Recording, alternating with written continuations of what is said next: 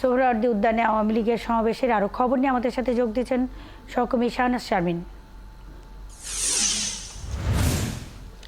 শাহনাজ, সমাবেশ কি শুরু হয়েছে কিনা এবং দলের সিনিয়র নেতাদের সাথে কি কথা বলবার সুযোগ হয়েছে কি আপনার? তারা কি বলছেন?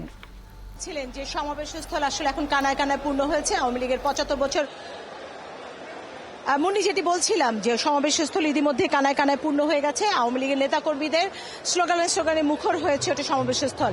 মঞ্চে উপস্থিত হয়েছেন ইতিমধ্যে সকল প্রেসিডিয়াম সদস্য। আমরা দেখতে পাচ্ছি কিছুক্ষণের মধ্যেই আওয়ামী লীগের সভাপতি প্রধানমন্ত্রী শেখ হাসিনা এখানে এসে প্রবেশ করবেন। বলা হচ্ছে যে দীর্ঘ ৭৫ বছর পথ চলায় আওয়ামী লীগ বেশ কিছু চ্যালেঞ্জের মুখে পড়েছে। বলা হচ্ছে অসাম্প্রদায়িক বাংলাদেশ গঠনের ক্ষেত্রে তাদের এই চ্যালেঞ্জ মোকাবেলা করতে হবে, করে সাম্প্রদায়িক শক্তিকে রুখে দিতে হবে। আমরা একটু কথা বলতে চাই। শরিক দল যারা আছেন, বিরোধী দল যারা আছেন, তারা উপস্থিত হয়েছেন। জানতে চাই ৭৫ বছরে আওয়ামী লীগের যে উদযাপন, সেই উদযাপনে আসলে তাদেরই বা প্রত্যাশা কি? কারণ দীর্ঘ সময় ধরে এই দলগুলো আওয়ামী লীগের সাথে পথ চলছে।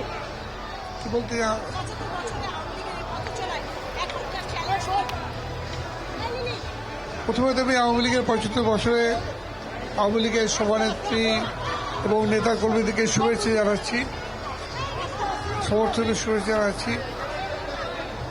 এই মুহূর্তে চ্যালেঞ্জ বলতে যেটা বোঝা যায় সেটা হলো যে মুক্তিযুদ্ধের নেতৃত্বকারী দলটিকে এই মুহূর্তে বিদেশি ষড়যন্ত্র এবং দেশের অভ্যন্তরে সাম্প্রদায়িকতা মৌলবাদকে মোকাবেলা করে একটি অসাম্প্রদায়িক গণতান্ত্রিক রাষ্ট্র প্রতিষ্ঠায়, যেখানে বৈষম্য, দুর্নীতি, অপচয়, অর্থ পাচার এগুলো রোধ হবে এবং একটি স্থিতিশীল অর্থনৈতিক ব্যবস্থায় এগিয়ে যেতে সক্ষম হবে।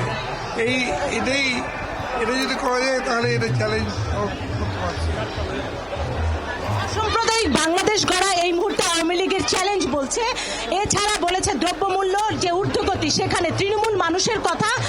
তারা বলছে যে দ্রব্যমূল্যের ঊর্ধ্বগতিকে রোধ করাই এখন আসলে সবচাইতে বড় চ্যালেঞ্জ। আওয়ামী লীগের তৃণমূলের নেতাকর্মীরা বলছে। দেখুন, আওয়ামী লীগের সবচেয়ে বড় অর্জন মুক্তিযুদ্ধ এবং স্বাধীন বাংলাদেশে মুক্তিযুদ্ধের অর্জনটাকে অর্থবহ করার জন্যে যে কাজ, সেই কাজটাই চ্যালেঞ্জ।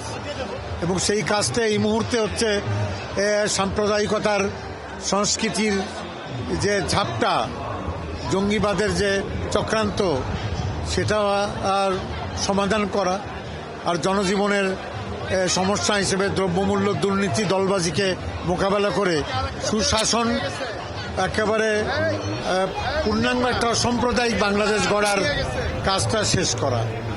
আওয়ামী লীগ সরকার বলছেন বা দলীয় আওয়ামী লীগ বলছেন যে দুর্নীতিকে নির্মূল করা তাদের একটি বড় এজেন্ডা এবং একই সাথে জিরো টলারেন্স যে কোনো বিষয়ই আসলে সবচাইতে বড় চ্যালেঞ্জ এখন। মুন্নি।